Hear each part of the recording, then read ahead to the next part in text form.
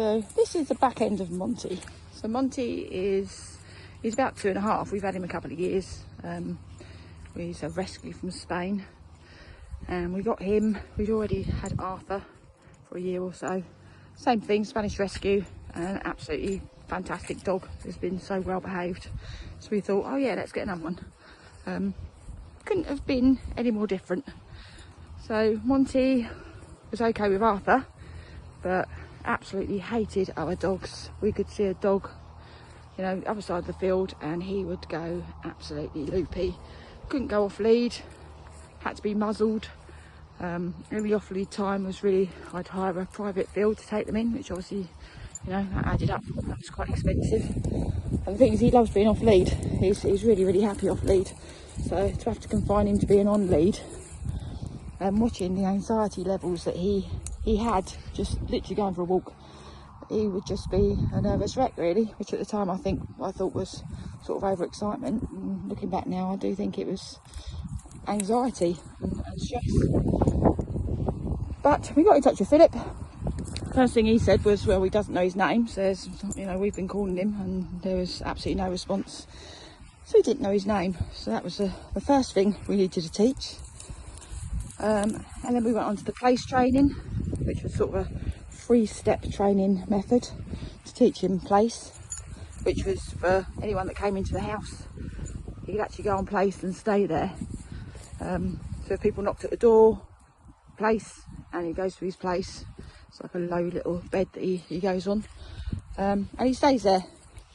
So that's a big change for him. So he's a lot more relaxed. We then went on to the prong collar, which again, I was thinking, oh, you know, prong collars, that's awful. He learnt very quickly. Philip explained the whole thing to us, you know, that it basically imitates the mother with the puppy, and he walked like a dream. The change in one walk, really, we were able to walk him. He was a dream. He wasn't pulling, he was happy, his tail was wagging, you know, there was no stress there whatsoever.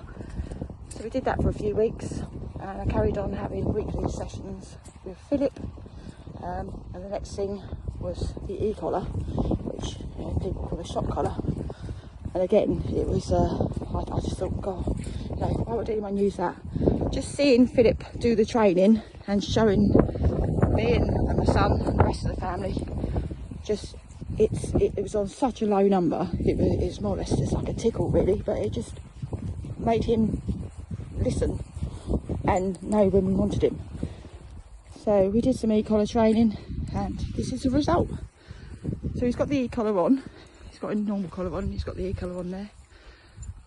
But to be honest with you, he's got it on. I can't remember the last time I actually had to use it. It really is an emergency now. If he was ever to get himself in a situation that he looked like he was running into danger, it's there. It's you know, like an invisible lead really. And I mean, the difference in him, he is just so happy now. We can walk for miles now. My other dog obviously benefits because he gets his off lead time and long walks. And it has changed everybody's lives. He's just so happy now when we go out. So the dogs are obviously fitter, we're obviously fitter. Mental health wise, I mean, for me, coming out on a walk is fantastic. I love it. So it has honestly been life changing. And we also had a family session with Philip, because Monty wasn't a great fan of my daughter or her partner. I'm not sure if it was a man thing or what, but we did a group session with Philip. He taught us a few tricks and you know, also things that they needed to get involved. So it is a whole family thing, you know, we all were involved, and now, you know, it is like one big happy family really. Everyone's happy. He's good as gold when they come in. The stress taken out of our lives is incredible, because it was stressful, you know. I think only the dog is, to a point. You always seem to watch out for your own and other people's. To have a reactive dog like Monty and just worry about every time you've got to go out for a walk, I really just couldn't see what the enjoyment was in it. But that has completely changed. So it has been money well spent. We still do the training a lot, because actually it's like his little job. He's not a massive fan of toys or anything like that, other than ripping them up. He's not a fan of balls or anything like that. He likes a bit of tug of war.